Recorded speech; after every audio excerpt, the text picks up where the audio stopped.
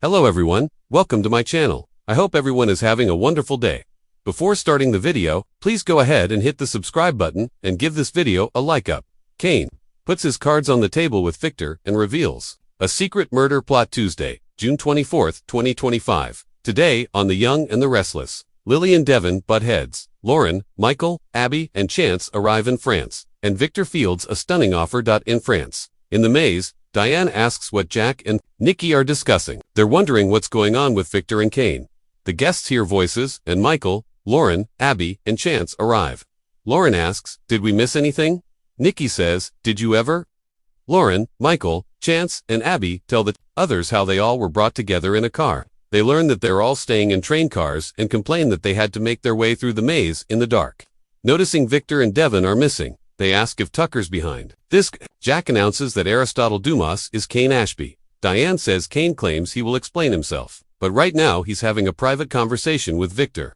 Billy worries Victor could be causing a problem that will see them all sent home. Jack says Kane can hold his own. Lauren and Abby marvel that Lily must be reeling.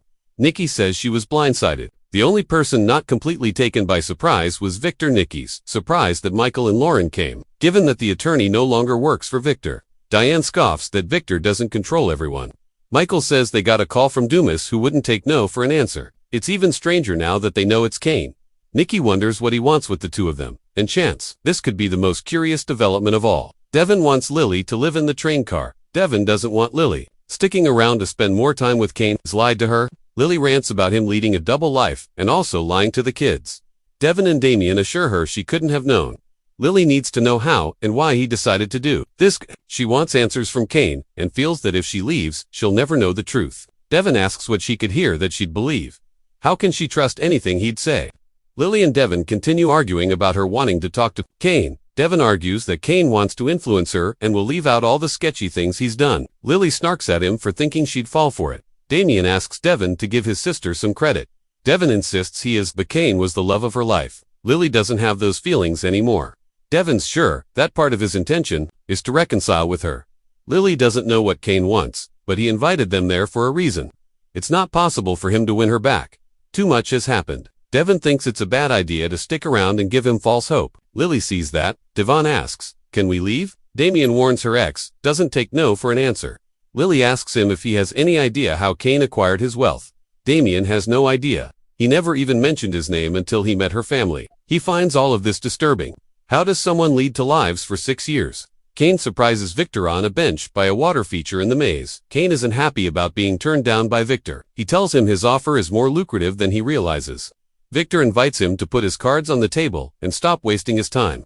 Kane reminds him he wanted the companies and properties under Arabesque. They're his for the taking. In exchange for Chancellor, the value goes well beyond that of Chancellor. It's a good deal for Victor. Surprised, Victor can't understand why Kane would take such a loss. Kane says Dumas owns those entities and he wants to return to Genoa City as Kane and a life of normalcy. Victor reminds him he hurt Lily, who was the daughter of his friend Neil, and says he doesn't want him back in town. Who's going to trust you? Victor suggests Kane take his newly found riches and stay away from Genoa City. Kane knows it won't be easy to win back trust, but he'll find a way to make it up to everyone. Victor reminds him that he once pretended to be dead. Kane's up for the challenge. Victor tells him Chancellor's not for sale. Kane says everyone has a price. Even Victor. The mustache tells him to go after some other company. Why don't you go after Jabot? If he did that, he'd have his support. Kane chuckles. It's nice to see some things haven't changed in Genoa City. He tells Victor that Jack wouldn't sell his family company and he won't be pursuing Jabot. What he wants is Chancellor. Name your price and I'll pay it. Victor intones that Chancellor's not for sale. Ain't gonna happen. End of conversation. With that, he walks away. Kane smirks to himself. Okay, in the maze, Chance and Abby talk about Dom feeling better. Billy didn't expect to see Chance there and thinks it's part of Kane wanting Chancellor. Chance can't understand what he'd want from either of them. Billy's hoping to find out. Victor rejoins the others in the maze and Abby greets him. Victor questions Michael and Lauren being there. Michael says Kane insisted they come. He's not sure why. Victor asks Nikki and Nick to come with him into the maze for a private conversation. Kane wants Lily in the train car. Devon tells Lily that she doesn't owe Kane anything. He wants to find Carter and get him to put them on the first flight out. Lily, exasperated, still wants answers. She points out that Abby's still coming and they can't abandon her. She wants the night to think about it and will give him an answer in the morning. Damien is willing to help Lily. whatever she needs. He assures her they'll get through this next part.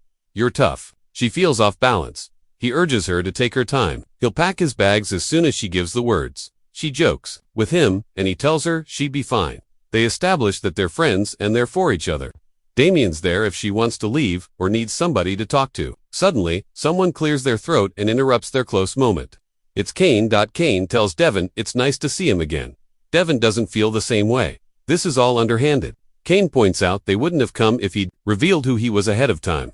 Kane holds out his hand to Damien. It's nice to meet him in person. Damien doesn't shake his hand and complains he inadvertently played a role in his deceit. Kane wants to speak with Lily privately. Damien and Devon protest, but Lily insists, so they leave the train car. Kane tells Lily it's wonderful to see her. She says the feeling is not mutual. He knows he's given her a lot to process tonight.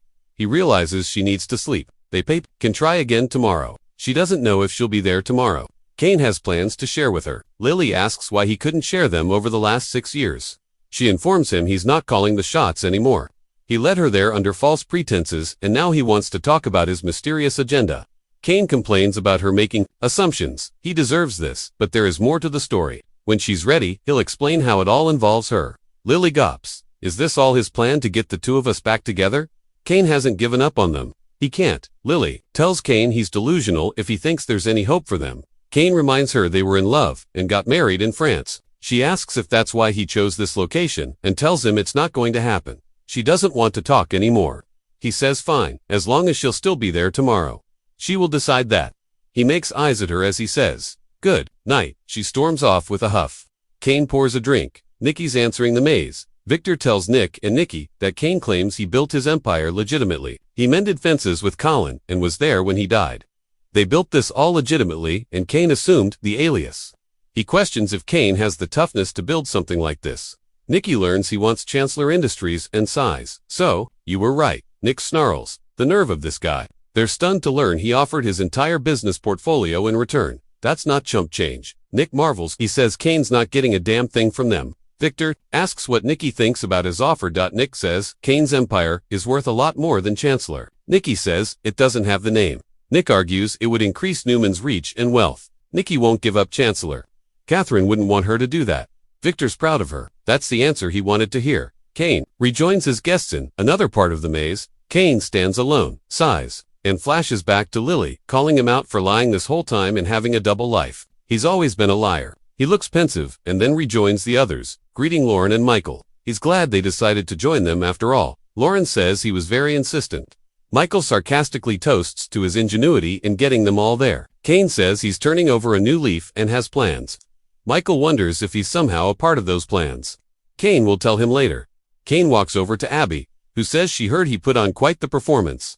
She wants to see Devon. Kane says he's in the train car. Jack and Billy want to know why they're there. He says, all in good time, and then asks Chance for a word in private. In the train car. Lily reads a note Kane left that says, "See you tomorrow." She rips Billy says he wants to stick around and see what Kane wanted with Chance. Sally's sure they can get caught up on that in the morning. Jack thinks that Chance is the most curious addition to the guest list. Sally says Kane has an interest in Chancellor, and Chance is a member of that family. Billy says, Chance is also a cop.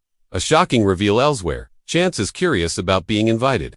Kane hasn't invited him there as a chancellor, but instead a police detective. He needs his help. If he's not mistaken, he suspects by the end of the week, someone will try to kill him.